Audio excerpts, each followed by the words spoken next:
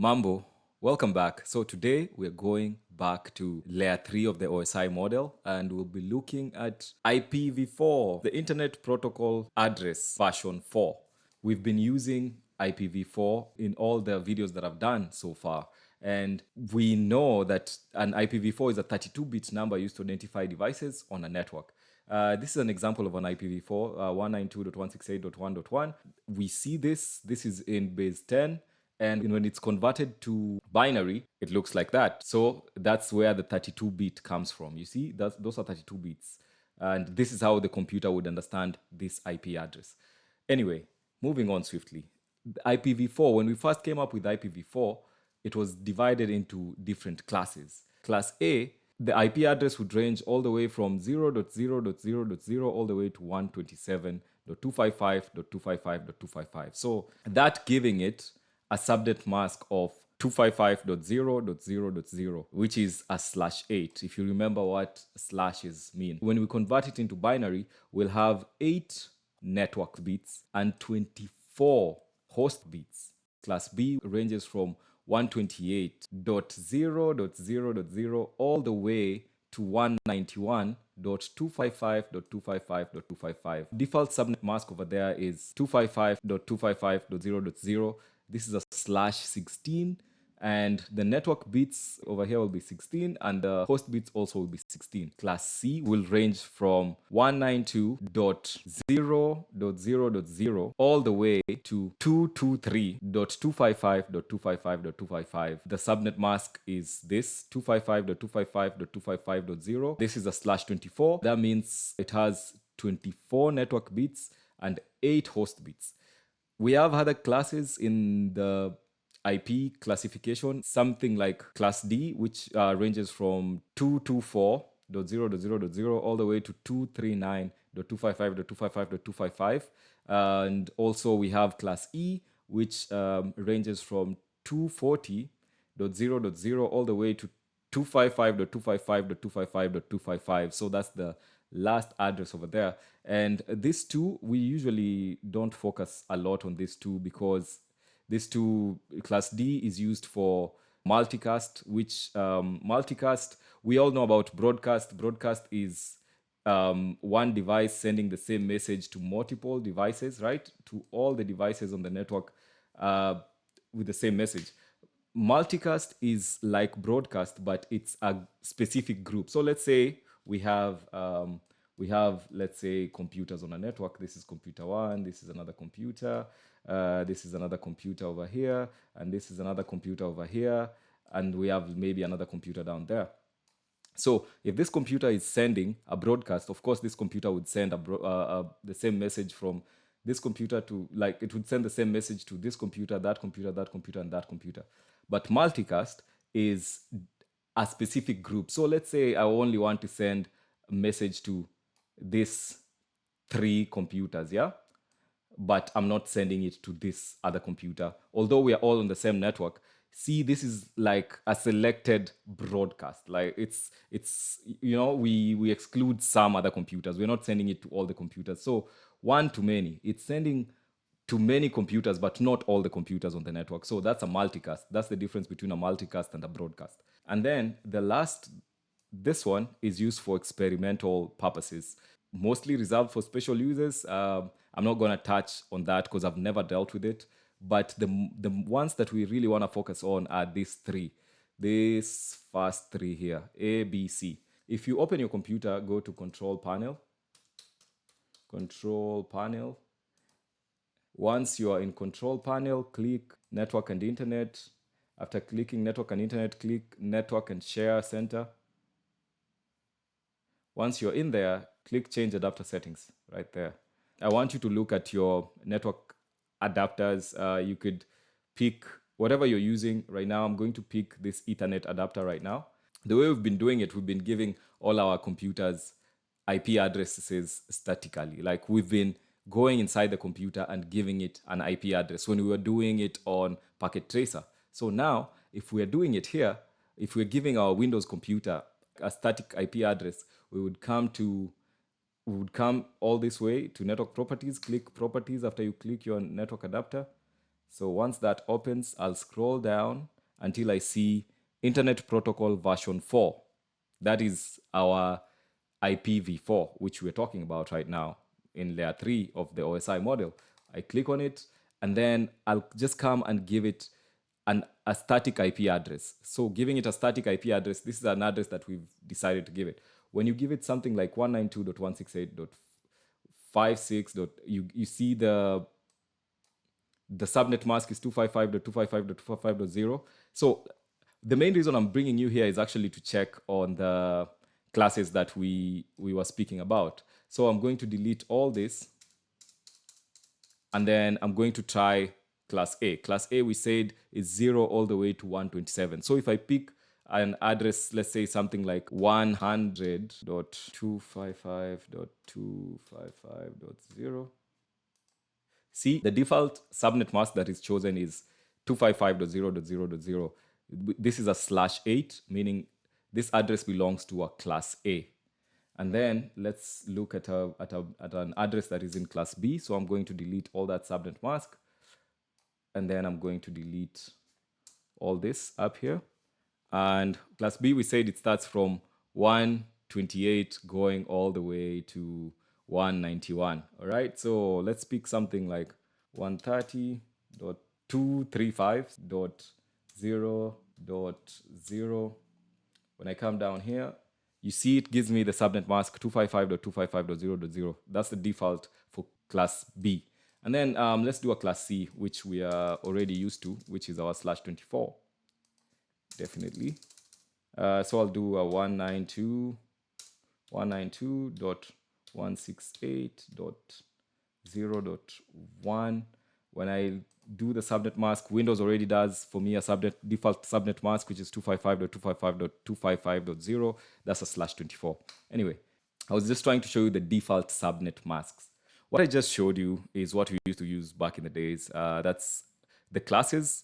That is, I just want you to understand the classes and the different subnets, the default subnets that come with the classes, but that's obsolete. We now use something called classless interdomain routing. That means that we can use any IP address from any of the classes and decide to give it, any subnet mask that we prefer without having to conform to the rules. This is what I mean. When we have something, an address that would range from 0, so something like 10.10.10.0, which falls in class A, as according to the class IPv4, we're supposed to give it a subnet mask, which is a /8. But currently, we don't do that. This was old. Right now, we can give it whatever we want to give it. We can even give it a /24, so which is 255.255.0.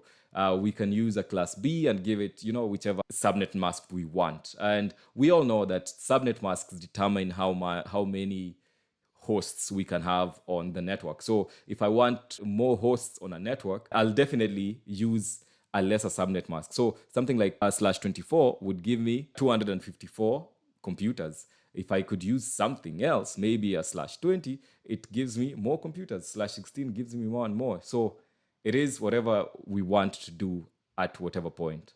Anyway, moving on swiftly. So the body that is in charge of giving out IP addresses is called Internet Assigned Numbers Authority, IANA. They are in charge of assigning IP addresses to different computers. That's what they do. But there was a problem. We ran out of IP addresses. When IPv4 first came out, it was 4.3 billion possible addresses to give to all the computers in the world. But that sounds like a lot. But the fact that everything right now has an IP address. All our phones, even our fridges, everything has an IP address. So of course, we're going to run out of IP addresses. The body that is in charge of giving out IP addresses came up with something. So there's this task force. It's called the Internet Engineering Task Force. Back in 1996, when we ran out of IP addresses, the Internet Engineering Task Force came up with a publication, a document that was specifying some IP addresses should be used as private IPs and some should be used as public IPs. Let me show you. You could just go on your browser and just type RFC 1918 document. When you open it, it will show you what this organization decided to put as the internal IP address. And these IP addresses that were chosen are not routable to the internet. That means these IPs can only be found within a local area network and cannot be found out on the public. And that means these IPs can be reused in different networks.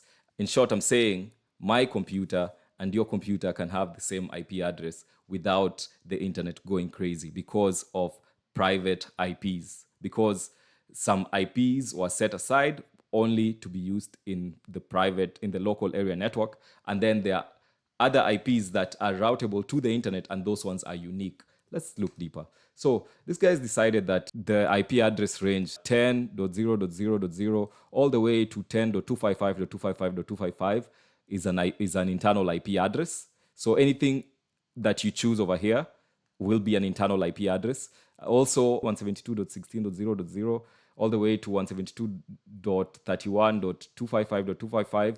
Anything that is inside here will be an internal IP address, not routable to the internet. You won't find it in the internet. Also in class C, 192.168.0.0 all the way to 192.168.255.255. Anything in this address range is an internal IP, and I bet most of the networks usually use this as their internal IP. So if you did IP config on your computer, you're probably seeing a 192.168.0. something IP address. Since they came up with this and decided that these are internal IP addresses, that meant the rest of the other IP addresses that in the 4.3 billion possible IP addresses that were coming out of IPv4, if you subtract all the IP addresses that are in this range of private IPs, the rest maybe could be used for the internet. But let's break it down. So remember class D, which is multicast. This one is not used on the internet.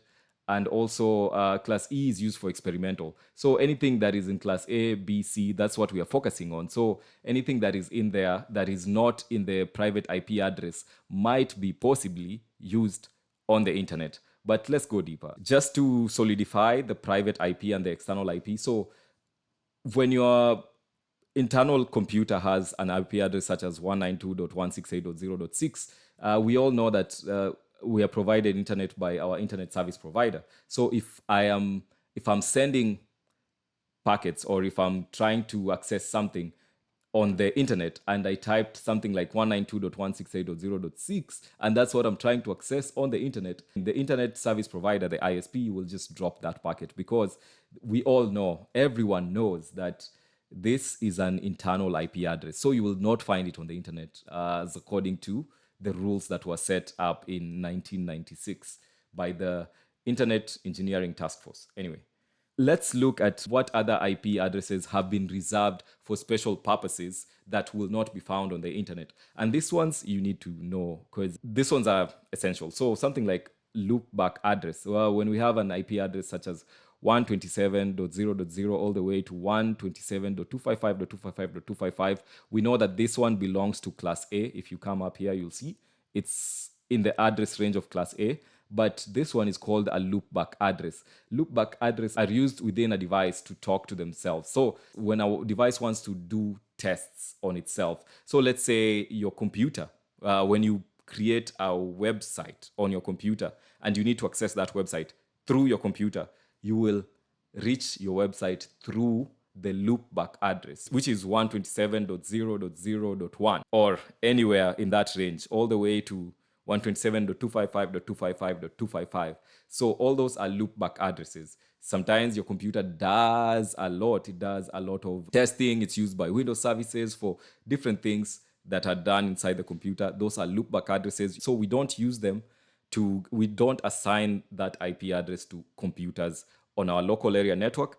And that range also is not found on the internet, okay? Those ones are used by the computer itself, loopback addresses. Something else that we need to look at, link local addresses, anything from 169.254.0.0 all the way to 169.254.255.255. These ones are used by Windows. When, let's say, your device is trying to get an IP address and it's not able to get an IP address, this is the IP address that you will see on your computer. And when you see this IP address, it means your computer cannot be able to talk to the internet. And also, your computer will not be able to talk to any other computers inside your local area network. So if you do ipconfig and this, you see an IP address in this range, that means your computer is an island. It's isolated. It won't be able to talk to any other computers. With internal IP addresses and those things, this one's excluded, and also the special IP addresses class D and class E, also those ones excluded. Anything that is in class A, class B, or class C, not inside internal IP and not inside this loopback address or local link, the rest, everything can be used outside on the internet, on the World Wide Web. These external IPs are what our internet service providers usually give our devices. So whatever usually happens is this. Our router usually gets that external IP, and then the rest of the other things inside our network have internal IP addresses. Now, our router is a proxy. What is a proxy? A proxy is to stand on behalf of someone else, to stand on behalf of something else. So our router stands on behalf of all the computers on our network. So it acts like a middleman. It's the one that negotiates, the one that talks to the internet, the one that talks to the ISP, and then when we want something. So let's say when you want to go to google.com on your computer from 192.168.0.6, as you're trying to access google.com out on the internet, this is our local area network. Since it's not in our local area network, your computer is going to go through the gateway, which is our router. And our router, this is the internal IP address. So our router usually has two IP addresses, internal and external. This is the internal IP address. And then our router uses something called network address translation. That's a technology that was introduced to just cover this thing where we have internal IP addresses and external IP addresses. So network address translation, and then that network address translation would translate whatever you're trying to do. So whatever is coming from your computer with the internal IP address, it will translate your internal IP address to an external IP address. And when someone is online, when they see the computer that is trying to access google.com, so when I'm seeing it from the internet, all that I see is this external IP address. I see the router IP. I don't see your internal IP. You understand? Because I can't see your internal IP from the internet. We said these ones are for the local area network, and then we have external IP addresses that work outside. External IP is like the building name. If you live in an apartment building, CIFA Apartments, that's your external IP. It stands on behalf of you, because if someone is coming to visit you, or someone is delivering food to your place, they'll come and see CIFA Apartments. That's the first thing they see. So that represents you who lives in door 20. You live in CIFA Apartments. And then now, as I come in through the router, which is the door. Then I can, through network address translation. So if there's someone in there who knows exactly door 20 ordered food from Uber, so they'll deliver it to door 20. So let's say that's network address translation. Door 20 is like our internal IP address. So the same thing over here. This is just showing network address translation. Whatever happens is every device on your network, as this TV is trying to access netflix.com, this phone is trying to access instagram.com, this laptop is trying to access Google, maybe let's say this is trying to access Facebook. All of them look like they're coming from this external IP, this one, 194.5.53.85. All of them look like they're coming from this one device. And that one device is your router. So all of it, everything that you do online, it looks like it's coming from your router. And that means your external IP address is unique to you and it represents you. So this one is hard to change because it comes from the internet service provider. They know the IP address that they give you. You don't have so much control over this unless you are like an organization and you want something static. Anyway, I don't want to get into that, but this is it. That IP address is linked to you. It's tied to you, so you cannot do anything else, man. If you're out there browsing, mostly your ISP, something like Safaricom, can literally see everything that you're visiting, everything that you're doing, unless you choose a way to hide your IP using something like a VPN and like a Tor network routing through different servers and stuff. Many people are not that tech savvy to know what to do. So anything that you do, just know it's being seen because it's being linked to your external IP. Anyone inside your network browsing, everything is linked to your external IP. Okay, so rule of thumb, as we've said, if an IP address doesn't fall into any of these special ranges, if it doesn't fall into the loopback, if it doesn't fall into the link local, or if it doesn't fall into the private IP or the multicast or experimental, it's definitely public IP. It's an external IP. Something else that Ayana did to try and curb the running out of internet addresses with IPv4, they came up with something else called IPv6. It's down here. So IPv6 looks something like this. This is IPv6. It looks like that. It looks like this gibberish numbers over here. I'm not going to go deeper into IPv6. If you want to learn more, you can browse probably and learn more about IPv6. But in this video and the videos that I'm teaching, I'll be focusing mostly on IPv4 and learning more on that, because anyway, all these things just translate. Once you understand IPv4, you could use the same knowledge to understand IPv6. Once you just know everything, it's the same kind of idea. I hope you found that video interesting and informative. If you have any questions, remember to write them in the comments or just reach out directly to me, and I'll be able to answer you. See you next time. Peace.